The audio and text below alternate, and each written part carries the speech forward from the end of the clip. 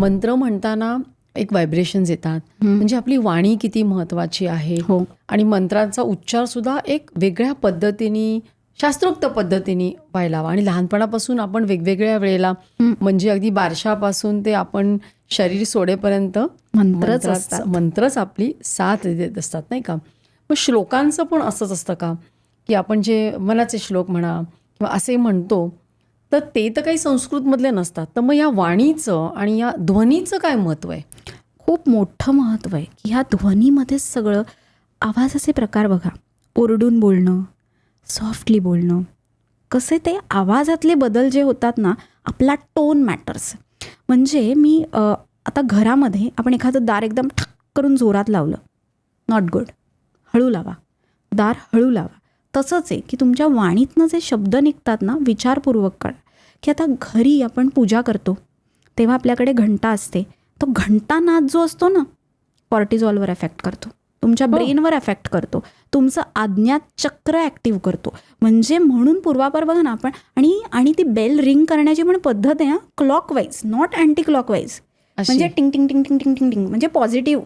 आता आपण ताम्हण कधी ओवाळताना बघा ना, आपण उजवी असं वळवतो ना, सो ती बेल अशी वळवून नाही चालणार आहे, ती अशीच आली पाहिजे. म्हणजे निगेटिव्ह टू पॉझिटिव्ह.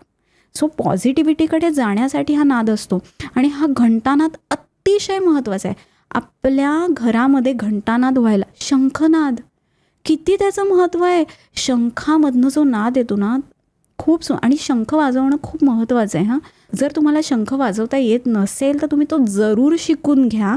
आणि त्या शंखामध्ये पाणी ठेवायचं, ते प्यायचं आणि मग शंख वाजवायचा. का माहिती आहे? त्यातनं आपल्याला त्यातनं आपल्याला कॅल्शियम इंटेक पण मिळतो ना, कारण तो त्याचा एक मोठा सोर्स आहे. सो त्यातलं ते पाणी प्राशन करायचं आणि मग तो शंख वाजवायचा. पण मी का शंख वाजवते माहिती आहे का? म्हणजे आपली लंग कपॅसिटी वाढते, त्यासाठीच हार्टचं पंपिंग. अगदी म्हणजे ह्या एक शारीरिक आरोग्यावर फार महत्वाचं आहे ना, की तुम्ही जेव्हा शंख हे करता तेव्हा तुमची टोटल लंग कपॅसिटी पण वाढते. 100% हाच महत्वाचा भाग आहे. आणि त्याचा जो ध्वनी येतो ना, म्हणजे आपण दोन्ही गोष्टी बघतोय की आज जेव्हा तोंडातनं आपण ती हवा सोडतो आणि तो ध्वनी लहरी ज्या त्या शंखातनं बाहेर पडतात ना, त्यांनी आपल्याला एक, तुम्ही ऑब्झर्व करा, शांत वाटतं. म्हणजे एकदम आपण एनर्जी, आपण जी असते ना आपली, ध्यानात जाऊन ती एनर्जी बूस्ट होते आपली. शंख कधी कधी वाजवला जायचा कोणत्याही चांगल्या कार्यक्रमाच्या आधी, युद्धाच्या आधी, कारण त्यांनी त्या रेस तयार होतात, ते रेस तसे तिथे जनरेट होतात. किंवा आता आपण टाळ्या वाजवतो, एनर्जी गेन होते ह्याच्यातनं. करोनाच्या वेळेला नाद फार प्रसिद्ध होता. आता घुंगरू आहेत, त्याचा जो नाद असतो त्यांनी पण खूप फरक पडतो. म्हणजे ठक ठक त्याचा जो घुंगरूंचा नाद. आणि आता बासरी वाजली कधी, बासरी कशी आहे, पाईप. सो त्या पाईपमधनं तसंच आपल्या शरीरात आहेत ना सगळ्या वेन्स, आणि आपला विंडपाईप आहे, सगळे पाईप्सच आहेत आपले. तर ते क्लीन होण्यासाठी बासरीचा नाद, जी सुमधुर बासरी आहे, ॲक्टिव्ह होतो आपण. म्हणजे एकदा तरी आपण हा नाद ऐकायलाच पाहिजे. किंवा आपण म्हणतो ना, शिट्टी वाजवणं, म्हणजे मला नीट एवढी नाही छान वाजवता येत, पण शिट्टी आहे ना, ती वाजवणं इतकं महत्त्वाचं आहे. कधीही तुम्हाला डिप्रेस वाटत असेल, शिट्टी वाजवा ना 1 मिनिट, ऑक्सिटोसिन स्त्रवतं, केल्याचं फिलिंग येतं. म्हणजे असं कोणीतरी असं एकदम असं पण आहे ना, आनंदी असलं की असं शिट्टी वाजवतात आणि शिट्टीवर गाणं वाजवतात, होतं ना, ते आपोआप होतं नॅचरली. तर हे आपल्या शरीरातनं आलेले हे भाव असतात. आणि टाळ्यांचा एक म्हणजे ते अजून एक महत्त्व आहे की आपण ज्या पुढे हात करून अशा टाळ्या वाजवल्या ना, ते ब्लड सर्क्युलेशन, तुम्ही असं कंटिन्युअस जेव्हा आपण आरती करतो बघा ना, तेव्हा आपण टाळ्या वाजवतो बघा. म्हणून पूर्वी प्रत्येक घरात रोज टाळ्या वाजवल्या जायच्या, की म्हणजे रोज ती एनर्जी गेन व्हायची, की म्हणजे ब्लड सर्क्युलेशन पण ह्यानी सुधारतं. म्हणजे शारीरिक फायदा असा होतो. आणि दुसरी महत्त्वाची गोष्ट म्हणजे हे साऊंड्स जे असतात ना, हे आपल्या मनाशी खूप निगडीत आहेत. आवाज, ओळखीचा आवाज, आपल्याला बरं नाही आहे तर आपण आपल्याला आईने किंवा कोणी येऊन म्हटलं ना, बाळा कशी आहेस, फोनवरनं पण तो आपण आवाज ओळखतो ना, की आपल्याला सांगायला नाही लागत की मी म्हणजे हा ध्वनी लहरी, हा प्रेमाच्या लहरी यांचा आपल्यावर खूप परिणाम होतो. आपल्या आश्वस्त जे आपले विश्वासातले लोक आहेत त्यांनी आपल्याला सांगितलं, हो 100% हे तुझं बरोबर आहे, तुला जमणार आहे, जा तू करून ये.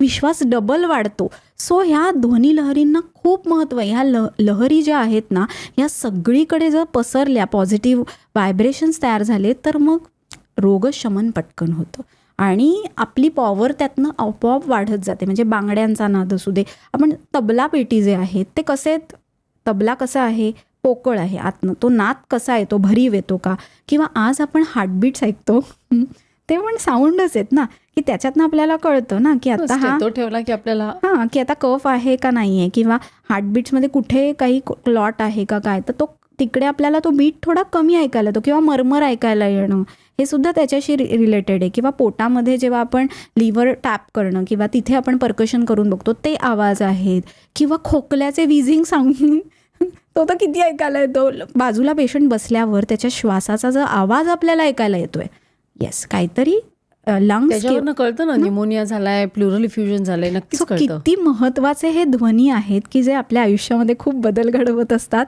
आणि मला असं वाटतं की आपल्या आईचा जो आवाज असतो ते जे बाळ असतं ना पोटात, म्हणजे आईच्या, तेव्हा ते ओळखत असतं. आणि म्हणून जन्माला आल्यावर जेव्हा आई त्याला पटकन कसा आहे, रडणारं बाळ पण थांबतं. आणि म्हणून जेव्हा गर्भिणी परिचर्या असते तेव्हा आपण गर्भिणी स्त्रियांना सांगतो की तुम्ही पोटावरती हात ठेवून नामस्मरण करा, किंवा जे म्हणायचं आहे ते तुम्ही रोज म्हणा, की तो तुमचा शब्द, तो तुमचा आवाज बाळाने ओळखला पाहिजे.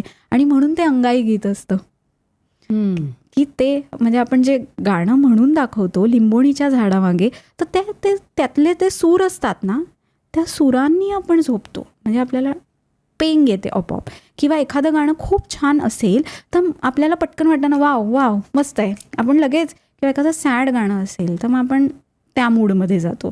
सो या ध्वनीचा खूप खूप मॅटर. बेलचा साऊंड, एखादा हार्ट पेशंट आहे तर आपण काय करतो, बेल बंद करून ठेवतो, कारण ती ठक करून जोरात वाजली ना, धडकतं छातीमध्ये, किंवा फटाका फुटला त्याचा आवाज वेगळा. किंवा आपण म्हणतो पाऊस पडणार असतो तेव्हा जेव्हा विजा कडकडतात तो साऊंड वेगळा. म्हणजे साऊंडच्यामध्ये पण पॉझिटिव्ह आणि निगेटिव्ह आहे. सो ह्या ध्वनी लहरींना आपण ओळखायला पाहिजे. आणि म्हणून त्या लहरींमधनं काय फरक आपल्यामध्ये होतो.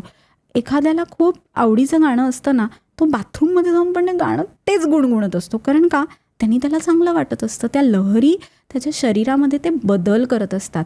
एखाद्या पेशंटला असं होतं की त्याला ना शरीराला सुरकुत्या खूप पडायच्या, म्हणजे चेहऱ्यावरती सुरकुत्या यायच्या. म्हणजे खरी तर ती 40s मधलीच महिला होती. इस्ट्रोजन लेवल्समध्ये चेंज होता आणि म्हणूनच ते होतं. मी तिला सांगितलेलं, ती मला तरी म्हणाली की मी काय करू. सो तिला म्हटलं तुझ्या आवडीचं गाणं रोज ऐक, आणि चेहऱ्याचे एक्सरसाइज सांगितले की पाणी रोज तोंडात असं फिरव आणि अप्पर साईडने मसाज दे, आणि वाटीमध्ये थोडंसं दूध घेऊन दुधाने मसाज कर, आणि रोज हे कर, आणि जे आवडतंय ते गाणं तू रोज हे करत म्हण. ती म्हणाली की खरंच बदल होतोय स्किनमध्ये. काय होतं, लोक ना अंगाला तेल पण लावायला विसरतात.